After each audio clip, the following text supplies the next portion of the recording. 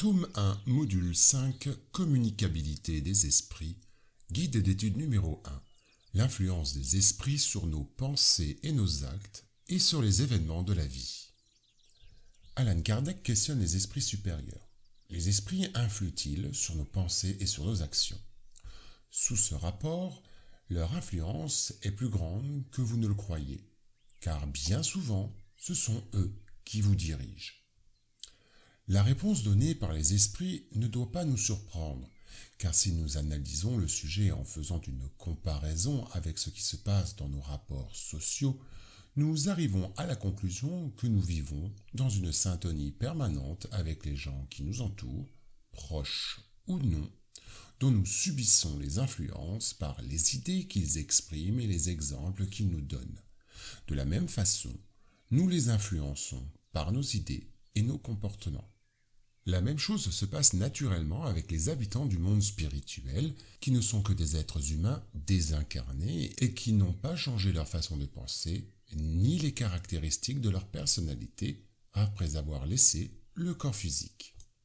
Ainsi, nous sommes la cible de l'attention des bienfaiteurs et amis spirituels, comprenant les parents et amis de cette réincarnation ou d'une autre, et qui, au-delà du tombeau, souhaitent continuer à nous aider, mais aussi de ceux à qui nous avons causé des torts par des actes plus ou moins graves dans cette vie ou dans une vie passée et qui nous poursuivent pour nous réclamer les dettes que nous avons envers eux.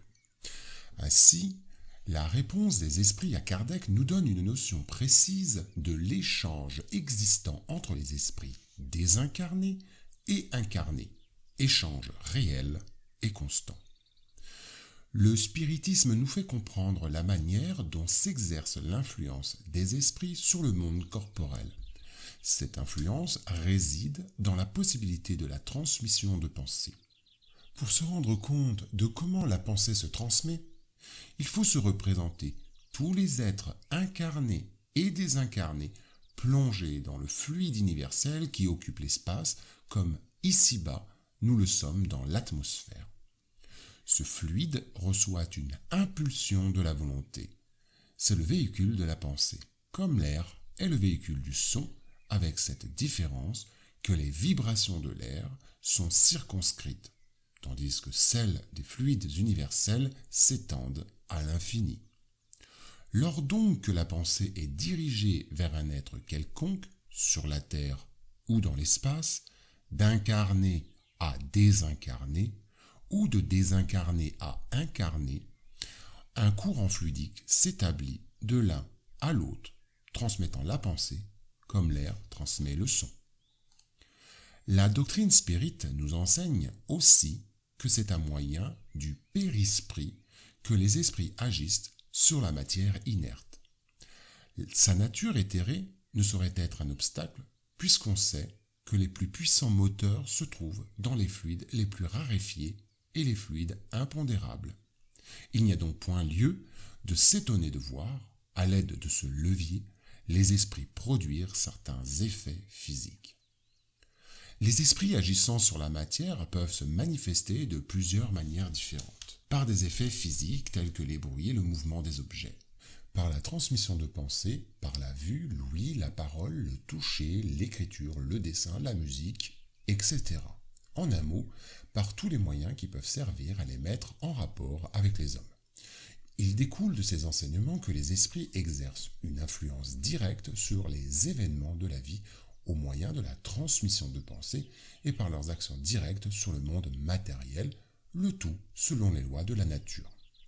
Si l'influence des esprits sur nos pensées est telle que, ordinairement, ce sont eux qui nous dirigent, il faut savoir identifier la nature de cette influence afin de ne pas tomber sous l'influence des esprits imparfaits. Comment distinguer si une pensée suggérée vient d'un bon ou d'un mauvais esprit? Demande Kardec aux esprits supérieurs.